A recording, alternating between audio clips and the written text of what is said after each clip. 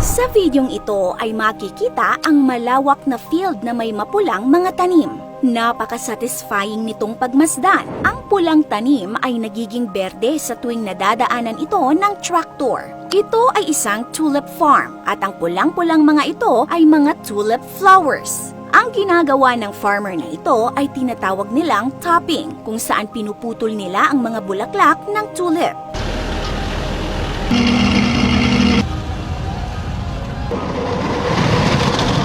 Hindi perfect ang specialized topping machine. May mga bulaklak pa rin na naiiwan, kaya pinuputol na lang ito ng tao manually. Sa unang tingin, siguro'y maiisip natin na nag-harvest sila ng tulip flowers na siyang binibenta sa mga flower shops. Ngunit ang totoo, ang mga naputol na mga bulaklak ay hinahayaan lamang nilang mabulok sa lupa. Makikita pa nga natin dito na dinadaganan lamang ito ng gulong. Parang ang sayang naman isipin na tinatapon lang nila ang mga napakagandang bulaklak na ito. Ngunit may dahilan po kung bakit nila ito ginagawa at malalaman natin ito mamaya. Ang bulaklak ng tulip ay may iba't ibang kulay. Kaya naman may mga farm na tila rainbow ang datingan. Sa videong ito naman ay makikita ang field na puno ng pink tulips. Nasa 7 million daw na tulips ang nasa tanimang ito. Alam nyo ba na mayroong 3,000 na variety ng tulips? May sarado ang petals. Meron ding nakabukadkad.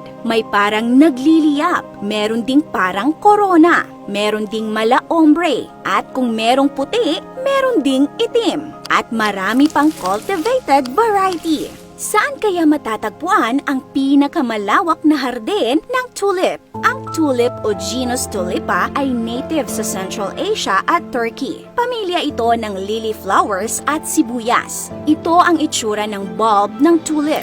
Noong 17th century, nagkaroon ng market crash dahil sa taas ng demand at presyo ng tulip. Ang isang bulb nito ay tumumba sa isang bahay ang halaga. Ang kaganapang ito ay tinawag na tulip mania.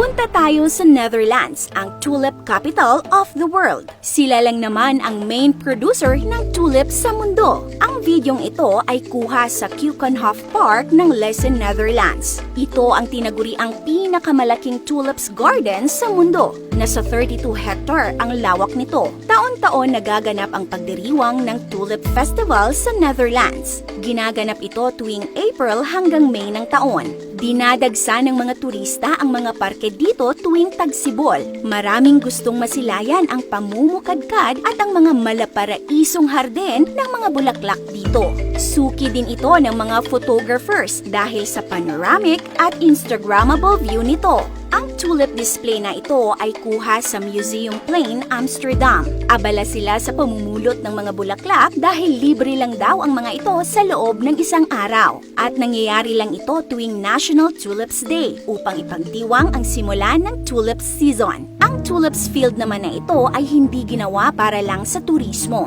Ang pangunahing produkto kasi ng farm na ito ay tulips bulbs para itong sibuyas. At ang dahilan kung bakit nila pinuputol ang mga bulaklak ay para ang malaking bahagi ng energy at nutrients ng tulips ay mapunta sa kanyang bulb instead na sa bulaklak.